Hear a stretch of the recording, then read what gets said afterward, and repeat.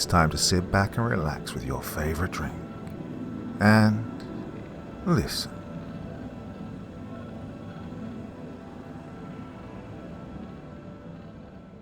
The Witch, the Vampire Hunter, and the Lunatic. In the nights of old, long forgotten, when man was younger still and had yet to forsake his fear of the dark, a great beast roamed the land.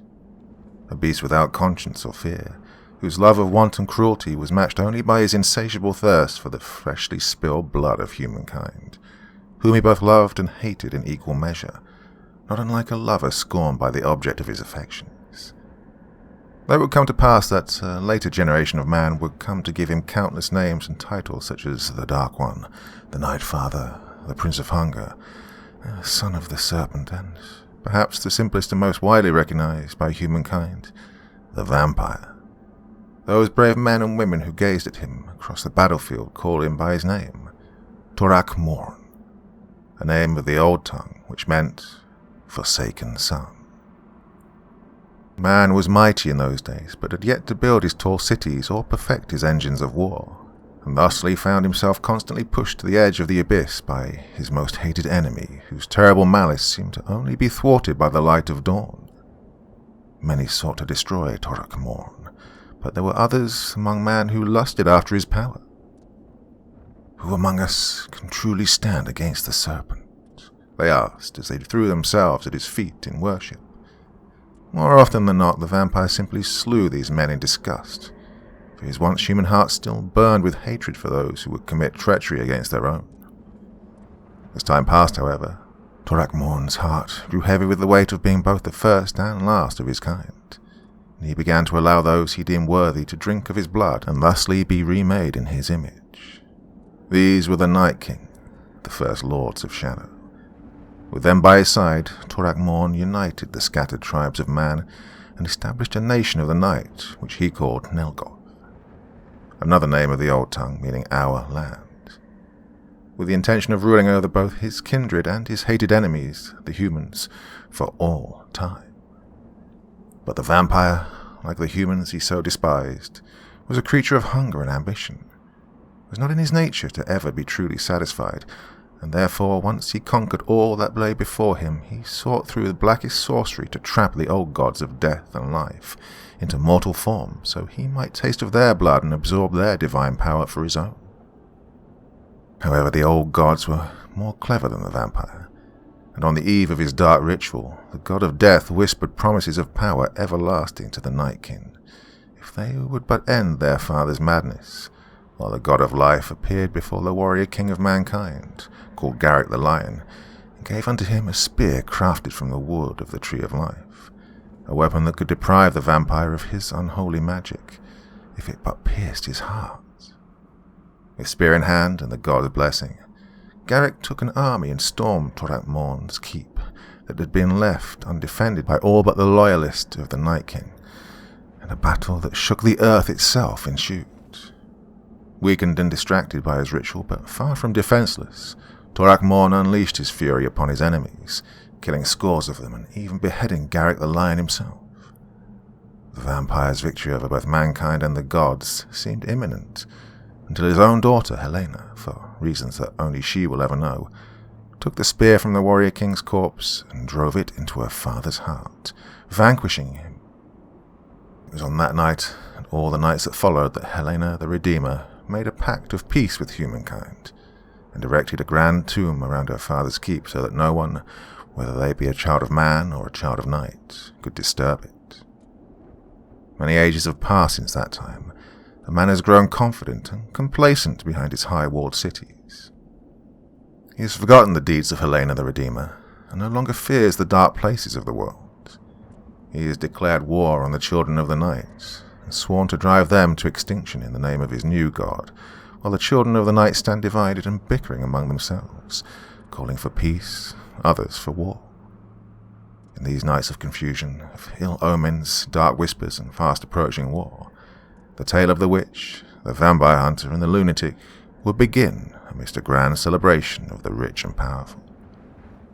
The ballroom was alight with the flickering flames of thousands of candles, and was clearly visible even far off in the dark, and the haunting sounds of the violinist's song echoed throughout the obscenely luxurious villa so that not even the drunken laughter of its many guests could drown it out. They'd come by the thousands tonight, mostly by carriage, some by boat, while others who had not the good fortune to be born into affluence came on foot, braving the perilous trek through the forest from the nearest villages miles away, despite the wolves, bandits, and far darker things that prowled the woods after sundown. For the poor folk of Nelgoth, it was all worth it for a chance to enjoy a night of hospitality in the home of Lord Feodoth Thrain, a merchant whose vast wealth, polished oratory skills, and generous disposition had earned him the title of Prince among the common people.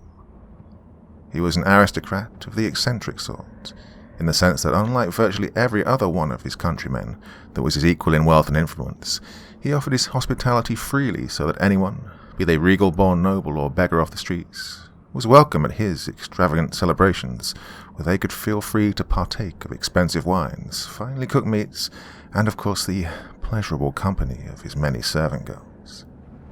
Prince Thrain always aimed to please his guests, and spared no expense to that end, and if his guests should find themselves too tired or too drunk to return home by daybreak, they could of course recover their strength in one of the hundreds of furnished bedchambers that filled the villa.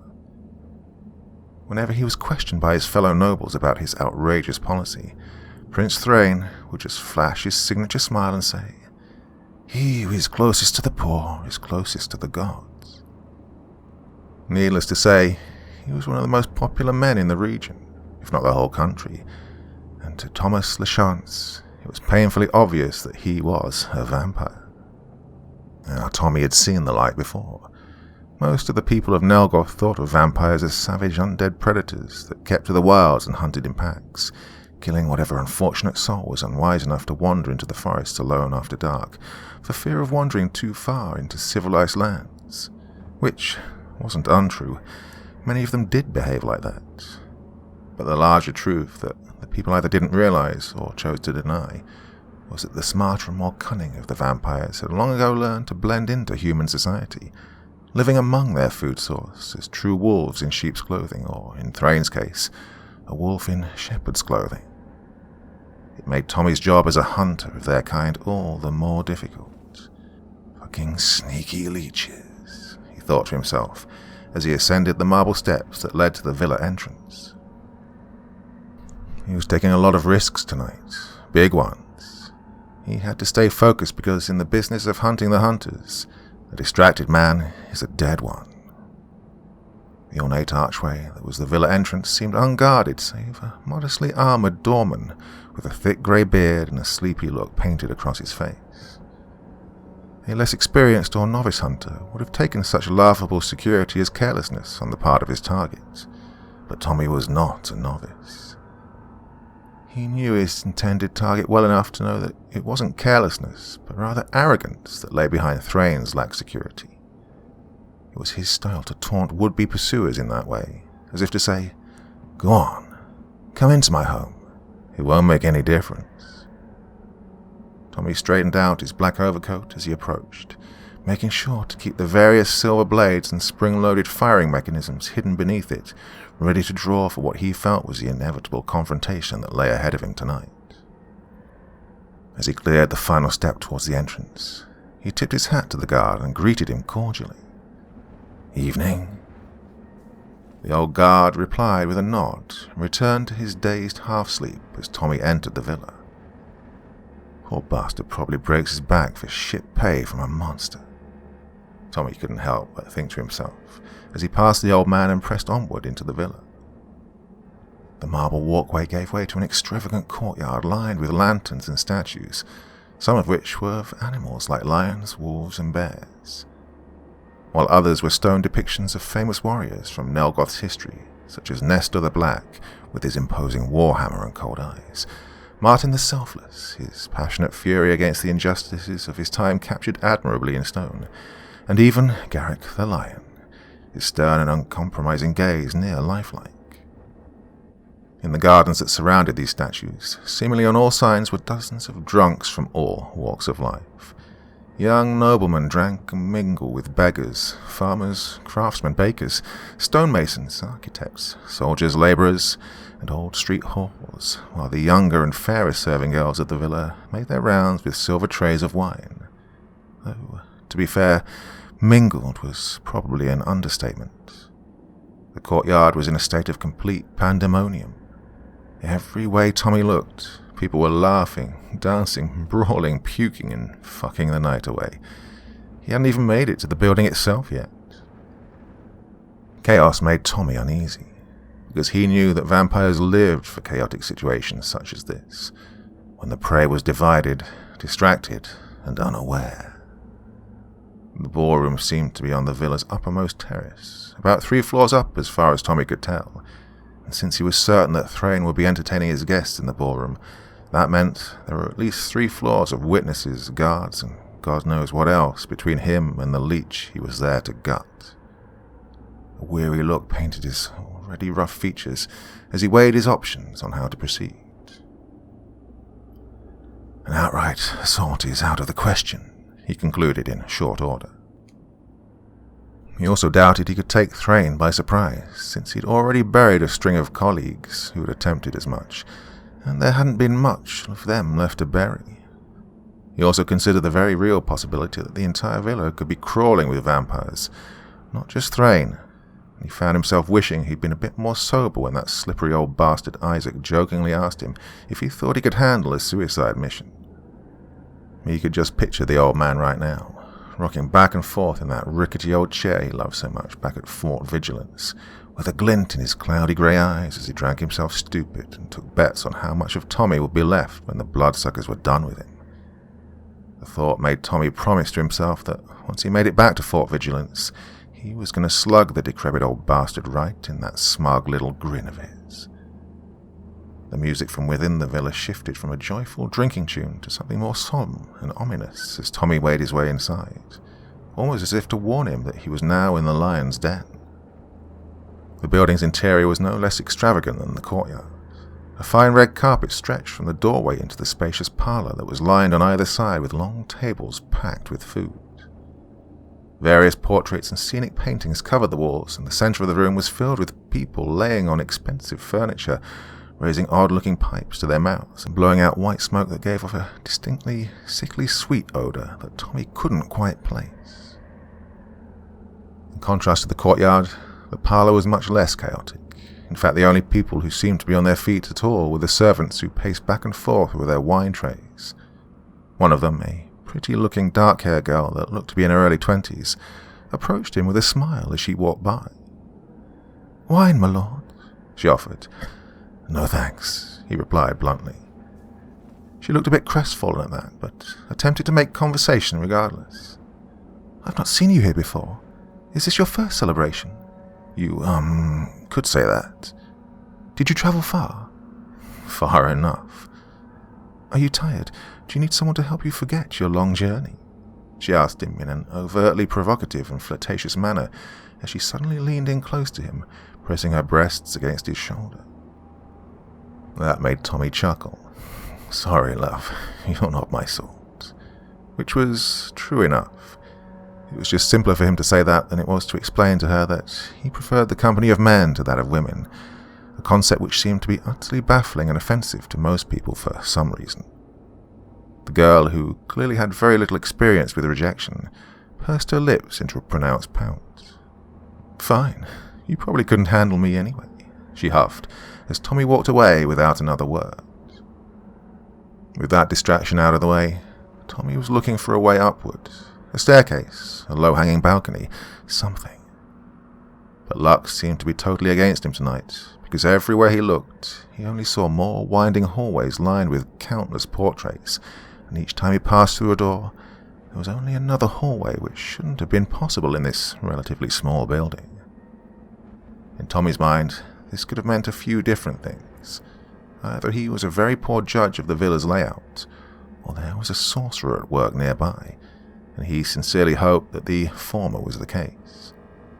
At first, there were partygoers at every corner, stumbling around, rutting in the bedrooms, or simply passed out on the floor. The more he explored, however, the less and less people he saw, until he was pacing through the wide corridors alone. That was when the whispers started, low and quiet at first, but they gradually began to grow in volume and pitch, and seemed to come from all directions. "Thomas, Thomas, come dance with us, Thomas. The master is waiting," they cooed. "Oh, fuck," thought Tommy, as he went for a blade, fully expecting to be pounced on at any moment. Though he would never admit it to anyone, he was afraid. Even the greenest hunter knew that you had to get the drop on the leeches first if you wanted the hunt to go well, and that if they got the drop on you, you were as good as dead. A cold chill pressed up his spine as he pushed forward, drawing a long dagger from his sleeve while the whispers started to taunt him. "We can smell your terror, human. It's sweet like the red mead in your veins. Won't you let us taste it?" they mocked.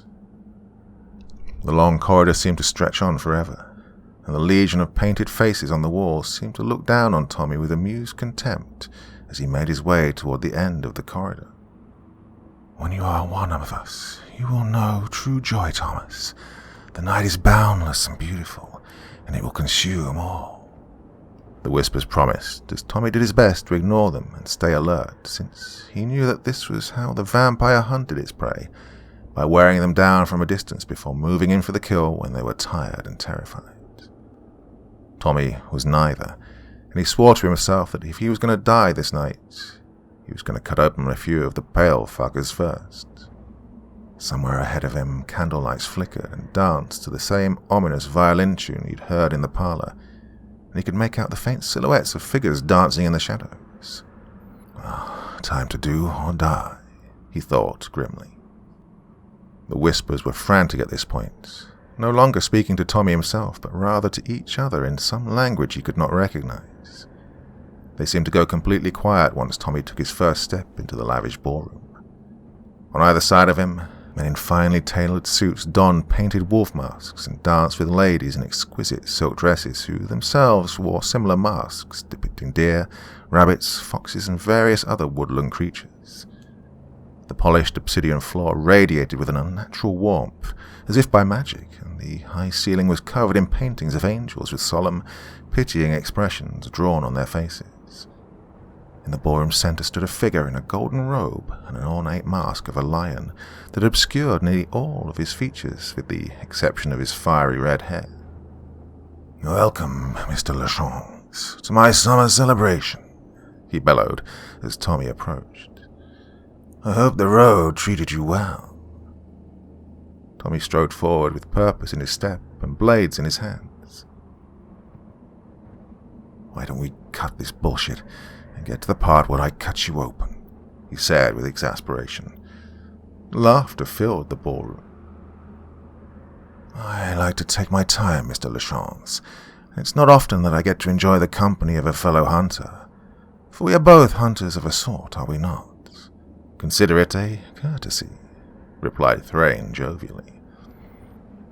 "Ugh, is this the part where you launch into a long monologue about how we're not so different, and that good and evil are just points of view, and that my narrow view of morality keeps me from seeing the obvious superiority of the vampire race? Oh, and that if I would just throw down my weapons and join you, I could have power beyond my wildest dreams, and the rest of eternity will be filled with world peace, rainbows, and gumdrops? Actually, I was going to ask if the wine was any good. I can't taste it myself because of my condition, but I pay good money for it. It would be nice to know if I'm getting my money's worth," replied Thrain in a cynical tone. "It's overpriced shit, just like everything else here," said Tommy bluntly. Thrain burst out laughing. "You know, I wish I could get that kind of honesty out of my servants. Oh, you are a treat, Mr. Lachance." Tommy responded by throwing his dagger across the room directly into Thrain's chest. A collective gasp filled the room as all the masked guests stopped dead in their tracks and began to hiss. Thrain looked down at the blade sticking out from his chest, as if it didn't faze him at all. He held up his hand and all the hissing ceased. "Calm down, everyone. No need to get excited. he said as he reached down and pulled the blade out from his abdomen and let it drop to the floor. Tommy had heard stories of vampires powerful enough to survive a blow to the heart, but to see it firsthand was frightening. Oh, fuck, he thought to himself. I can see we've both been through this enough times to be bored with it, Mr. Lachance. So why don't we just skip the bullshit, as you put it, and get to the business at hand? You and your merry band of murderers at Fort Vigilance would like to see me dead because you believe me to be one of humanity's greatest enemies, no? That if you destroy me, you cut off the head of the vampire nation. Am I close? He asked. Close enough, said Tommy, drawing another blade. Then, what if I were to tell you that, even if you succeeded, your victory would be for naught? That a darkness far worse than I draws closer and closer every moment. A darkness that is as much an enemy to me as it is to you, that you cannot hope to destroy it without my aid. Well, I'd say that sounds like bullshit, scoffed Tommy. Thrain paid no mind to Tommy's reply and continued. You will believe in time. For now I will present you with 3 gifts. The first is your life. Cherish it while you can, for it is short and too often wasted. The second is a name, Celene Cairn. Find her in the marshes to the south. She is closer to the coming darkness than anyone, and will be a necessity in the battles to come. The third is the key to salvation itself.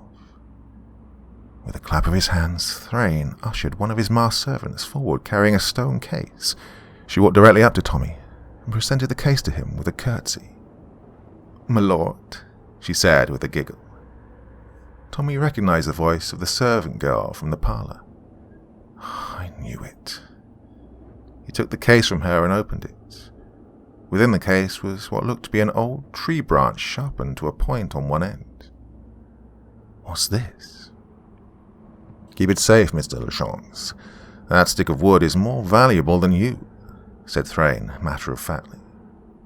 Time is of the essence, and I trust you know the way out. Good evening, Mr. Lachance. There may not be many of them left.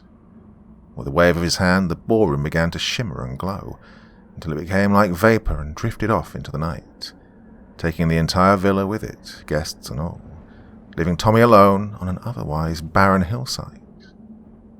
In all his life, Tommy had never felt so relieved. He dropped to his knees and vomited all over the ground. He'd been so sure he was going to die in there, and now the damp night air had never tasted sweeter. He took a moment to gather himself, then he scooped up the box that had been left with him and took off running back to the horse he'd left tied to a tree in the valley below. Fort Vigilance was a 2-day ride to the west from where he was, but he intended to get there by sunrise. Part 2. The first time Celene had the dream, it had taken her by surprise. She was dazed and confused and unable to focus her will the way she usually could when the visions came, and that unsettled her deeply. Such omens never came without meaning. The dream was always different, and yet always the same. Tonight it had begun under a tree surrounded by still waters as a red moon hung in a starless sky, washing everything in a dim crimson light. Celene could feel a cool breeze against the back of her neck, and could hear the slow, laboured breathing of the old man who sat beneath the tree covering his face in a funeral shroud. He sounded like he was sleeping, but Celene knew he was awake. He was always awake. He leaned up ever so slightly as she approached, and Celene stopped in her tracks. That was as close as she would get to him. She had no desire to get any closer. Kneeling down so she was eye level with him, she made herself comfortable and said nothing until the old man spoke first. "What is this place, daughter of mine?" he asked her. His voice was low, almost a whisper, but every word echoed in her skull. "I know not," she said in reply. "Am I dreaming? Am I cursed?" he wondered aloud, voice heavy with something that sounded like grief. She chose her response carefully. "You are in a space between spaces," she offered, hoping to placate him. "Did you come before me to speak in riddles, child?" he asked, unamused. Celene took a deep breath before she elaborated. This place is a limbo, a space that is out of the world, and at the same time beyond it. A twilight world without time as mortals understand it, she said without doubt. Where's the way out? He asked in a hollow, defeated tone. Celene did not know how to answer that question without enraging him, so she bowed her head in reverence before she quietly said, I know not. For several moments the only sounds that broke the tense silence between them was the ocean breeze and the steady rattle of the old man's breathing, until he spoke again. What has become of your brethren, daughter of mine? Where have they gone? Why do they no longer attend me? The words came out hoarse and choked, almost as if the old man would soon burst into tears of despair and longing. Celene wanted to give the old man the answers he sought, if only to give him some small measure of peace, but found that she could not. She didn't know who he was, much less where her supposed brethren were, but something in her soul warned her against provoking this pathetic-looking creature's anger, so she answered somewhat evasively. They cannot reach you in this place. It is meant as a prison for you and you alone, she said quietly. The answer seemed to make sense to him, and he leaned back against his tree in his exasperation. Of course. The gods are as cruel as they are clever, after all. Why shouldn't they separate a father from his children? He lamented. Again, silence prevailed over the two of them for several moments before the old man bolted upright and stood towering over Celene. One final question for you, daughter of mine. Speak the truth to me, for I will hear your deceptions before they pass your lips, he said in a voice that trembled with rage. Even beneath the funeral shroud, Celene could see his pitch-black eyes swimming with a wounded and enraged expression that could almost provoke genuine sympathy in Celene. Almost. Why, Helena? Why? He asked her, his voice beginning to break. We were so close. I would have given you all the stars in the night sky, just like I promised, he whimpered. Celene was at a complete loss for words, and for one of the few times in her long existence, she was truly afraid. The still placid waters surrounding the two of them had begun to churn and twist violently, and the cool ocean breeze had become a howling whirlwind. Peace, grandfather, she managed to choke out, addressing him in the way that tradition dictated a night child should address an elder. Forgive my ignorance. I know not how I have offended you, she offered meekly. The old man's response was to wrap his clawed fingers around her throat. You know not. You come before me a traitor and a kinslayer, a destroyer of all that our family has built, and you think to feign ignorance? You think ignorance will save you? Perhaps when I flay the skin from your bones and crush your skull against the stones, you'll remember who I am, he hissed. Then came the pain, like always, twisting in her gut like a dagger. It was so awful that for a few short moments Celene was sure that she was truly dying, and not just experiencing one of her visions, and she pleaded for mercy from all the gods, old and new, not to spare her life, for she knew she did not deserve such kindness, but rather that the pain would end. And then, just like that, it did. Her eyes shot open and she found herself looking out the stained glass window of her meditation chambers, both intensely relieved and deeply terrified. The experience had shaken her. That she could not deny as she doubled over and puked on the floor. She sat on the cold stone in silence for several moments before slowly finding her way back to her feet. In the old nights, a servant might have been waiting outside the door and would have rushed inside to tend to her health when he heard signs of distress, but the nights when servants attended the halls of Castle Cairn were long over. Now only Celene remained in the crumbling ruins of the keep that was once the trading hub of the south. But that was all right. Solitude suited her. It allowed her to center her gifts and expand her knowledge away from prying eyes in a way that she never could have accomplished within civilized society.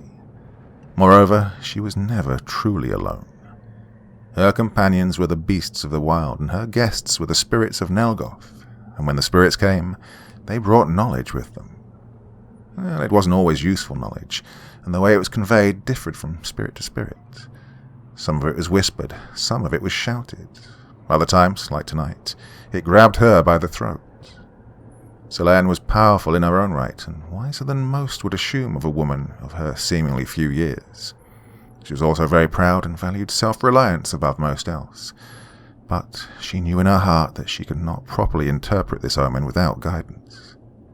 She knew she needed to leave the castle immediately and make the long trek through the marshes to seek the aid of the one person she hoped would die before she had to see again. Mother. Just whispering the word to herself left a bad taste in her mouth. With reluctance, she left her meditation chamber and descended the long, winding staircase that led to the foyer, a task that tonight seemed more daunting to her than it ever had before. Her mind kept returning to the dream. The spirit she'd encountered, if it could rightly be called a spirit, must have been powerful beyond reason, because it was no small feat to pierce the veil that separated the living and the ephemeral, to summon her attentions as often and as forcefully as it did. Such things had almost no precedent, as far as she knew. The foyer of Castle Cairn had definitely seen better days. Its tiled floor was cracked and in disrepair.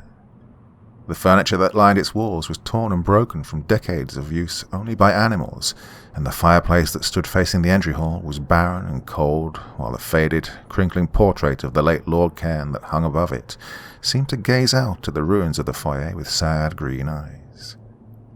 Celene paused to look at the portrait as she made her way down the stairs. "Am I making the right choice, Father?" she wondered to herself. It had been many years since the old man's passing, yet she still felt his absence acutely. He would have known the best way to move forward. He always did. The portrait stared back at her in silence, forcing Celene's thoughts back into the present. Reaching out with her thoughts, she called out to Alistor, the spirit that was her familiar and in many ways her oldest friend. At first he didn't respond, which was normal for him. He was as lazy as the cats whose form he loved to take. Celene was persistent, though, and soon enough his voice filled her mind. "Coming, mistress," he said as he yawned with tired reluctance. A moment or so later, a portly black cat with a single white spot across his forehead came lumbering down the handrail of the staircase, his ageless eyes displaying the annoyance of someone rudely awoken from a deep sleep. "What troubles you at this early hour?" "Dark and terrible visions, old friend, for which I must have answers," she replied with a newfound certainty creeping into her voice. "Shall I read your dreams and give you my thoughts?" he offered obligingly. "I fear I will need more than your help alone to understand the meaning of these dreams," said Celene gravely. Alistor's yellow eyes went wide with recognition, and his voice betrayed his lack of confidence in what she was planning. "Arabelle does nothing out of kindness, mistress. She will exact a steep price for such a service." Celene knew all too well that he was right, and she said as much. "I know. Then you must also know that it is extremely unwise. Read my dreams then if you must, if only to assure yourself that we are out of options." "Your will is my own, Celene, and I trust your judgment. But I would be no true servant if I did not counsel you of the dangers your judgments bring. We left Arabelle for a reason." He lectured, as he followed her into the foyer proper, where Celene came to an abrupt halt. The mystical runes of protection she had etched into the walls and floor of the foyer were active, their magic shining brightly, which could only have meant one thing. "We are invaded, Alistor. Defend yourself," she managed to say, just as a long, serrated blade sailed past her left cheek. Out of the shadows at the far end of the foyer, two figures in pitch-black cloaks emerged with weapons drawn. The one on the right held a pair of serrated long daggers, while the other carried a large two-handed axe. Time seemed to move in slow motion as Celene reached forward with her right hand, while hot flames burst forth from her fingertips toward her attacker. The hooded figure leapt forward higher and faster than what should have been humanly possible, flipping over the flames like a cloud of smoke and landing artfully on his feet about 10 paces away from Celene. Alistor, now fully aware of the threat to his mistress, began to growl menacingly. His body began to grow and expand at a rate that would have made those unfamiliar with the world of magic faint outright. His small teeth grew into polished fangs, and his claws grew out to match them until he stood before the intruders not in the form of a house cat, but instead as a predator of the jungle. The hooded figure closest to Celene had no time to react before Alistair leapt on him, and they both tumbled to the floor where the second figure charged forward towards Celene with his axe raised high for an overhead swing. The air around Selene's palm grew dense and cold as a crystalline blade of pure ice formed in her hand with the swiftness of a lightning strike, and before the axe could reach her head, she cut through the wooden handle of the axe and sent the blade clattering to the floor as she let loose another torrent of flame from her other hand, this time catching her assailant full in the face. A shrill, ear-piercing, inhuman scream spilled forth from the hooded figure, who Celene could now see was the larger of the two, and he began to flail around wildly as the flames consumed him, but not before his fist slammed into Celene's right cheek, knocking her off her feet and filling her vision with white spots. The figure's pained howls echoed in her ears for a few moments, until it crumbled to the floor in a smoking heap, only to be replaced by a wounded cry from Alistair that chilled her to the bone. Bouncing back onto her feet, she turned to see that the other assassin had somehow managed to put a blade into Alistair's side and regain his footing. He now faced her with a single bloody dagger in hand, and murderous fury in his red eyes that glowed from within his hood. Alistair writhed in pain on the floor behind him, and the sight of it broke Celene's heart. She scowled at the hooded assassin with rage as she gathered her power and called out to the spirits of hatred and destruction that dwelled within the ephemeral realms, demanding their aid, causing the room to go cold and the torches that lined the walls to go dark. The assassin looked directly into her eyes for a moment, and Celene could see a grim acceptance of what was about to happen to him creep into his murderous stare as he cried out, "My blood for you, Father," with both the determination of a battle cry and the reverence of a prayer, as he leapt for Celene's throat, dagger in hand. White lightning burst forth from her hands and struck the assassin to the floor as the deafening sound of thunder filled the foyer, ending the battle almost as soon as it had begun. Afterward, an intense wave of nausea hit Celene like a battering ram. She sank to her knees and began vomiting for the second time since she'd awoken from her visions. Such was the price of allowing her body to be used as a conduit for the destructive power of the ephemeral. Pain coursed throughout her body, and it wouldn't subside for weeks. Previous experience had taught her that. Rising to her feet after several moments, she rushed to Alistair's side and listened as his pain cries became shallow gasps. "You're getting slow, old friend," she said without humour. "It is the price of my own carelessness, mistress, a lesson I will have to take to heart." She took a moment to examine his wounds and found that there was little she could do for him. "I won't look forward to making the journey to Mother's without you. I will return as soon as I am able, and you are not so frail that you need the protection of an old house cat," Alistair said as he closed his yellow eyes. "Safe travels, Celene." And with that, he said no more. Celene stayed by his side nonetheless, until she felt him cross the veil and watch his vessel dissolve into ashes. It had been nearly a century since Alistair had been last slain in combat, and like all the spirits of the natural and unnatural realms, he couldn't truly die, merely return to the outer realms of his origin. But at the same time, there was simply no telling how long it would take him to cross back over into the land of the living. It could be days, months, or centuries. She had no time to spare to wait for him. Leaving the ashes of her familiar behind, she turned to examine the battered and broken forms of her slain attackers, and what she saw brought her more questions than answers. Both of the corpses appeared emaciated and malnourished, as if they'd been dead for many weeks before this encounter, and their skin had a sickly grey colour to it. Celene knew this as the telltale signs of vampires, and very young ones at that, for only the newly formed undead, who had yet to taste of human blood, still carried the pale visage of the grave. Why a pair of fledgling vampires would seek to murder her in her own home was a mystery to Celene, but she theorized that they'd been bred for that specific purpose, since upon inspection of their pockets she found a crudely drawn map of the castle and various minor runes meant to guard against witches carved into their skin. It was an amateur work, of course, the kind of shoddy spellcraft peddled by hedge wizards and village crones, all but useless against a true student of the craft. But that, coupled with the deeply suspicious timing of this attack, raised uncomfortable questions and seemed to give the clear implication that some vampire somewhere desired her demise.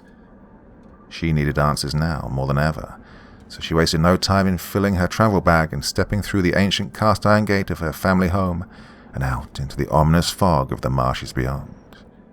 She knew that Mother would be expecting her, and that it was unwise to keep her waiting. Part 3. Most nights the liquor can make the voices quiet, but not tonight. Tonight they were screaming so loud that not even the third bottle of rum could make them silent. They bounced off the damp stone walls of the dungeon and mingled with the hysterical laughter of the madmen in the holding cells below, giving Bannock a splitting headache. He reached for the bottle and found it almost completely dry, so he smashed it against the wall. Thousands of little glass shards exploded into existence and showered onto the floor, changing shape and becoming the familiar little demons that usually accompanied the voices. They whooped and giggled and danced around in the dirt, stabbing at it with their little horns and pincers while they laughed at Bannock's misfortune, like they did most other nights. But tonight was different. Tonight there was this horrible, clawing sensation crawling up Bannock's spine, like a snake had buried itself in his neck and was slithering around under his skin, whispering to him along with the voices, warning him of impending disaster, which he did his best to ignore. "Oi, Bannock," he heard someone say. He turned his head to see Ralph, one of his fellow guardsmen and probably the closest thing he had to a friend, coming down the corridor with an unpleasant expression painted across his already unpleasant face. "The boss will have your hides if he finds you drinking on the job again, so don't go announcing it by smashing the damn bottles for the whole asylum to hear, you fucking fool." Bannock regarded him with a roll of his eyes. "Oh, that deaf, blind old bastard. Couldn't find his pecker with both hands if he was pissing. Quit whining like an old crow," he shot back. "You might not care about this job, Bannock, but some of us have got kids to feed. Have a care, why don't you?" "Them kids ain't ugly enough to be yours. They're probably the landlord's," Bannock said, the rum starting to get the better of him. "You know this is why no woman will have you, Bannock. You're a miserable, mean old drunk who hardly works. All you do is stare at nothing all night and drink yourself stupid. It's a wonder the rum hasn't killed you yet," grunted Ralph in reply as he settled into his post on the other side of the door leading to the asylum's lower dungeons. Bannock hardly heard him, though. His attention was held by the little demons scurrying across the floor that only he could see. They moved about haphazardly, along the walls, on the floor, all over Ralph's face. One crawled its way into Ralph's left ear, and then crawled out of his right eye. Oof, it made Bannock gag. "Hey, don't go puking all over the floor," yelled Ralph indignantly as Bannock fell off the rotting wooden stool that supported him and landed face first against the damp stone. That was when all the voices went silent, only to be replaced by the sound that Bannock was terrified of.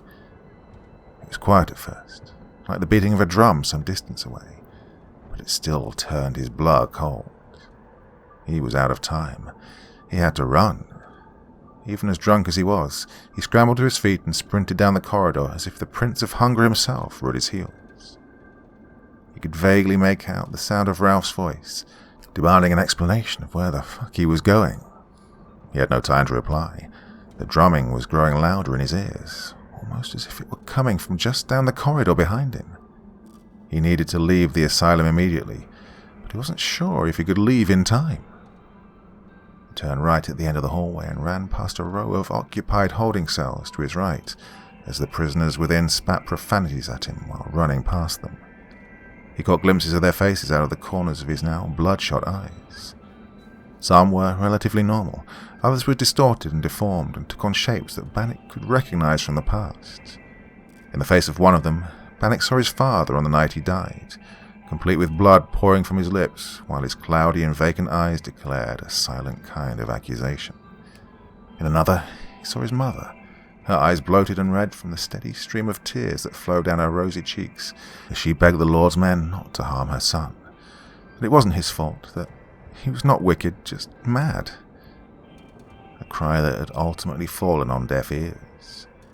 In the face of yet another prisoner, he beheld the black wolf that had carried away his infant sister into the night, with bits of her flesh and blood still caked on its yellow mouth. He'd made it to the outer courtyard of the asylum, when the drumming that haunted his every nightmare seemed to be right at his heels, almost indistinguishable from his own heartbeat, and mixed in with that sound he could hear the low growl of the wolf, hungry and impatient. His own eyes began to fill with tears. "Please, not here, not now, I beg you." But the wolf would not be reasoned with. Too long had it languished in its prison, and now tonight, with the newfound strength given to it by the silver light of its sister moon, the wolf ran free. The next morning, as the first light of dawn washed the tall spires of Fort Vigilance in a dim, iridescent glow that reflected off the misty waters of the Valdrune River that ran some distance below the tall hill on which the fort lay, which gave the entire settlement the faint appearance of enchantment. Were it not for the shrill, ear-piercing screams of the terrified onlookers that echoed from the marketplace near the fledgling city's centre, one could have almost called it peaceful. No one was quite sure who first found the bodies, but given how many of them there were, and how thoroughly and grotesquely they'd been mutilated, it could well have been anyone in the settlement. Later investigations into the matter that would come to be called the greatest massacre in the settlement's history called it the Red Morning because of the sheer amount of blood that had saturated nearly every corner of the marketplace at dawn that day. Whatever had happened in the city overnight had begun sometime after sundown. The city's daytime watchmen reported nothing irregular in the city streets, while the night watchmen for the most part agreed that the chaos began shortly after their shifts had begun. The screaming of people in agony had started in the eastern end of the market, rousing many hundreds in the city from sleep to defend themselves. These people then rushed to the market with whatever weapons they could find in an attempt to track down whatever had invaded their city, only to be swiftly dragged into the shadows and savagely butchered one by one. By the day's end, 57 of the fort's citizens would be confirmed dead, and another 34 maimed beyond recognition. The survivors had little to say about the attacks that was useful to authorities anyway. Most were totally incoherent. Some spoke of a massive shadow moving through the darkness like some foul wind, faster than the eye could follow, while others spoke of glistening fangs and the guttural, hungry growls of some wild beast. Tommy LaChance, however, would learn of none of this until much, much later on. He was just as surprised and aghast as everyone else when he first laid eyes on the corpses, though he was perhaps a bit more reserved about expressing it. He'd not slept since before his encounter with Prince Thane, and fatigue lay heavy on his shoulders. He slouched in the saddle as he passed through the settlement's gate, looking like a tormented ghost returning from hell itself. Tommy's raven black hair was soaked in sweat, and his emerald green eyes were cloudy with exhaustion. Under his arm he held the stone case given to him by the devious vampire prince, which felt as if it had tripled in weight along the journey back. Tommy had originally intended to ride straight to the fort proper and meet with Isaac Thorgood. Isaac was an ornery old bastard, but he was also indisputably one of the best vampire killers in Nalgoth, and the closest thing the cause had to a leader. Before Isaac, there were no professional vampire hunters, just ragtag groups of farmers and former soldiers armed with local superstitions. Isaac brought them together and made them a true fighting force, showed them how to track the leeches to their nests, how to recognize the ones that hid among the crowd, and, most importantly, how to kill them when you find them. The men respected him. Some even called him Many-Fangs because of his habit of collecting the teeth from his slain foes. As it turned out, however, there was no need to go all the way to the fort to speak to Isaac.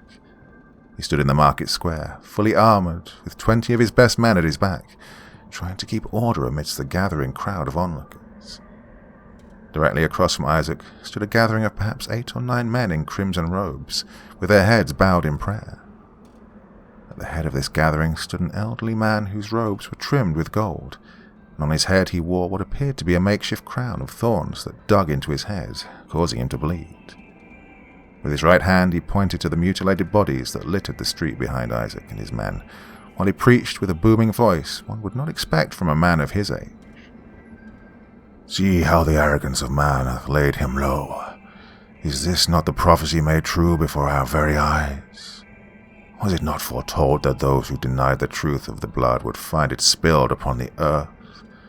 Were we not warned that the serpent would return to exact vengeance upon those who would murder his kindred?" Frightened murmurs spread throughout the crowd as the old man spoke, most denouncing what he said, while others seemed to wonder if there was a truth in his words. Isaac stood staring at the man in silence for several moments, with his grey brows curled in displeasure, before Bela, a brutish giant of a man with a temper to match, stepped forward with his hand on his sword. "Let me kill him, General. Him and his leech lovers must have had a hand in this," the man growled. Isaac held up his hand to halt Bela's advance, "and we don't know that for sure." He then turned and strode up to the crimson-robed old man, so they were face to face. "That's quite enough sermons for today, Herath. You and yours must disperse and return to your temple so we can do our jobs," he said evenly. "What will you do if I will not be silent? Will you murder me in broad daylight, or would you slay me in the night with your coward's knife?" Isaac did not skip a beat in his response. "You and yours are citizens of this fortress, and will be treated with all the respect and dignity you are owed. But make no mistake, Herath. If I find out that you and your little cult had anything to do with this travesty, I will personally toss your corpse into the Val room." The two aging men stared each other down for several moments before Herath broke the silence. "It is not me or mine that you have to blame for this tragedy, Manyfangs. If you wish to place the blame, then place it with thine own malignant soul," he said in resignation. As he spoke, the chime of a bell rang clear in the distance. Tommy knew this to be the sound of the Bell of the Redeemer, which hung from the highest point of the temple on the western edge of Fort Vigilance, calling its worshippers to prayer. At this, Herath turned away from Isaac without another word and marched towards the bell's chimes with his crimson-robed courtier in tow, their passage unobstructed by the crowds of people around them, who recoiled away from them as if they were a nest of vipers rather than a gathering of men. As they receded from vision, Tommy made his way to Isaac with an ashen expression painted across his face. When Isaac saw him approach, his face lit up with happiness and relief for the briefest of moments, before melting back into the solemn face of a commanding officer ready to receive a report. "Tell me good news, Tommy. I've heard quite enough bad news already, and it isn't even midday." Tommy at first said nothing, merely took the time to dismount from his horse and nearly toppled over to the cobblestone ground in the process. Isaac caught him by his shoulder as he fell, showcasing his remarkable reflexes despite his many years, and helped him to steady himself until he could stand on his own. "What's this you've got with you?" he asked, gesturing to the stone case. "Tell me Thrain's head is in that box, Tommy. Tell me the demon is vanquished," implored Isaac, with genuine hope creeping into his voice. The sad, forlorn look in Tommy's eyes told Isaac the answer even before he shook his head.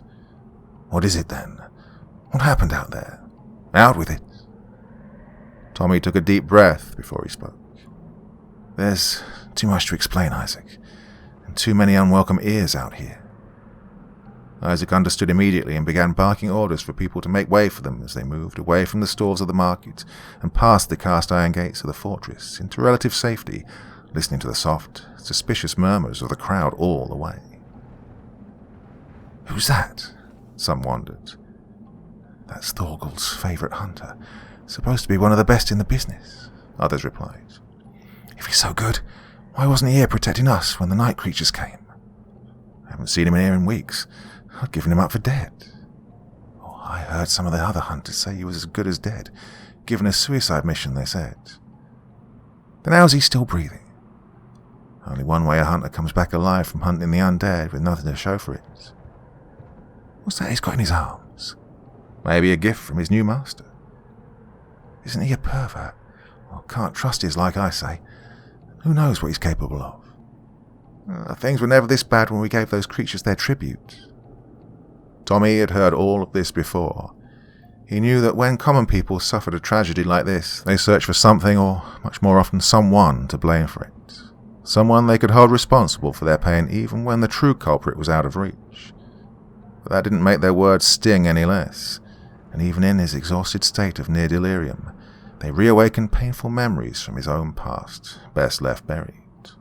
"Oh, you're a curse upon this house, and upon my name, you nasty little shit. I've always known you were wrong. Oh, why couldn't the plague have taken you and left all the real men of the family breathing? You can cry all you want, my sweet boy, but you won't fool me. I know you like it. Why did you leave her alone? Murderer!" Sharp barbs grew out from the days past and opened old, festering wounds. But Tommy did his best to push these spectres away from his thoughts with practiced vigor and brought his focus back to the present. To the welcoming sight of the training courtyard he'd spent the latter half of his youth in, as well as the embroidered red flames of the banners lining the stone walls that against his better judgment he'd come to associate with feelings of safety, and the harsh metal hiss of the fortress's gate as it clunked shut behind them, dividing he, Isaac and Baylor, who had accompanied them from the market, from the rest of the world outside, however temporarily. Isaac first turned to Baylor. "Go to the ramparts and ready the bastards. We have no way of knowing if this attack is an isolated incident or the beginning of a siege." Baylor's face took on a slightly offended expression at being dismissed, as he clearly wanted to hear Tommy's tale as much as Isaac, though propriety would not allow him to say as much. As if aware of his thoughts, Isaac reassured him. "I swear to you, Baylor, we will find the ones responsible for this bloodshed. If Tommy's report has information that you need to hear, I'll tell you of it myself, but right now this report is from my ears only. See to the men and get us ready to defend ourselves. I'm trusting you with this." Baylor gave a reluctant nod of acknowledgement and then hurried up the stone steps to the right of the gate ascending up to the fortress's ramparts and disappearing from sight. Once he was out of earshot, Isaac turned his attention back to Tommy. "It's just you and I now, boy. Walk with me and tell me everything from the beginning."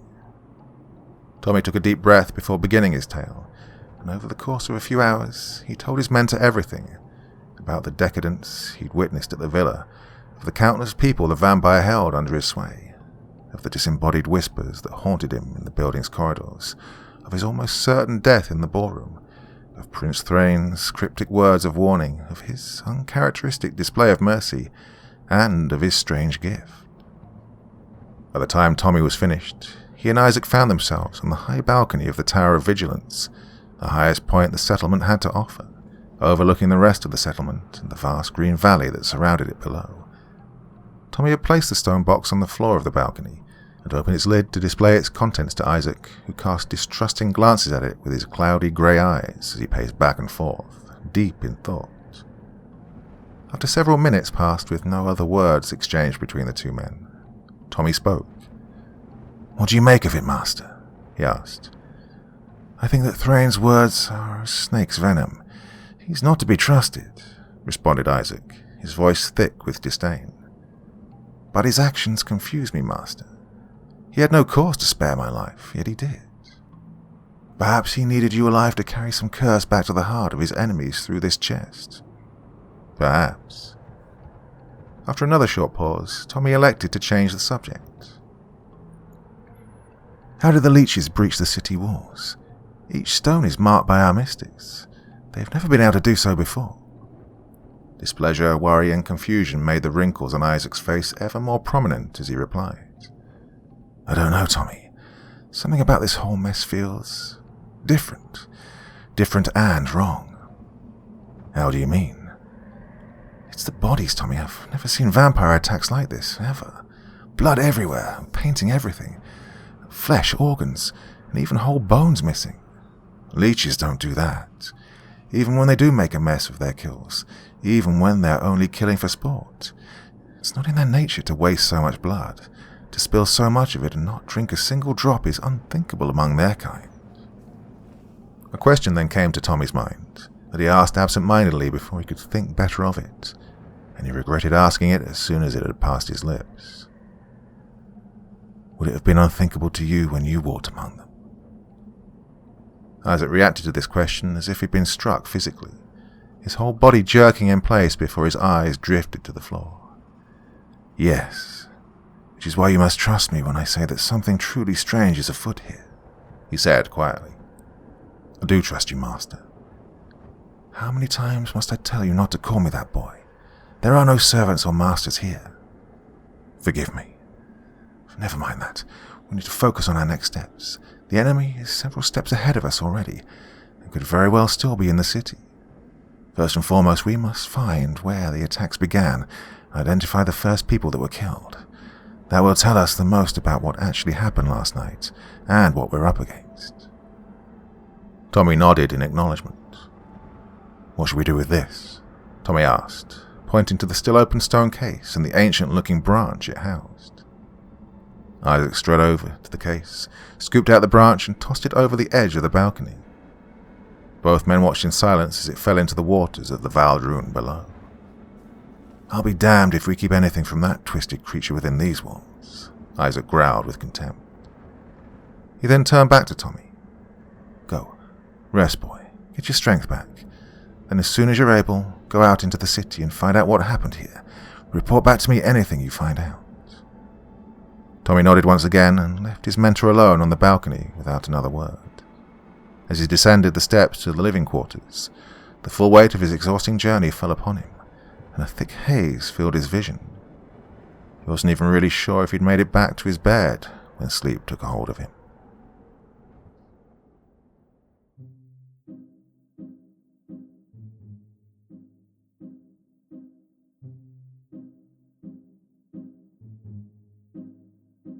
Well, that seems very, very nicely set up for, well, a hell of a lot more story, to be honest with you. Intriguing characters, looking for somewhere to go. So I really, really hope there's more for this story, more to come.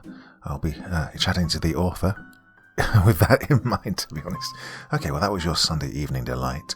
I'll be back again tomorrow evening. Now, don't forget I'm podcasting as well, so check out the links in the video description. I'm pretty much everywhere where you could possibly find podcasts, and I'm trying to get that to be successful as well, so please go and give a listen. Leave a 5-star review if you'd like, and just give me a thumbs up, whatever kind of thumbs up thingy there is wherever you get your podcasts. It will all help. Okay? Right, back again tomorrow. Got something nice lined up. Another hour-plus story for you tomorrow evening. So, see you then. Have a lovely Sunday. Till next time, sweet dreams and bye-bye.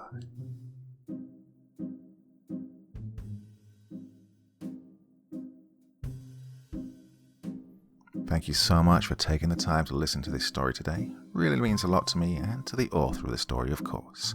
Well, if you want to know more about me, I'm pretty much everywhere on social media. You can find me on Facebook, Twitter, Instagram. You can download my music on SoundCloud. I've got a Patreon if you feel like. Throw me $1 or $2. Very much appreciated. And of course, on Reddit, I have a place where you can leave stories if you want me to read one that you've written. Well, hoping to see you all again very soon. Till then, sweet dreams. Bye-bye.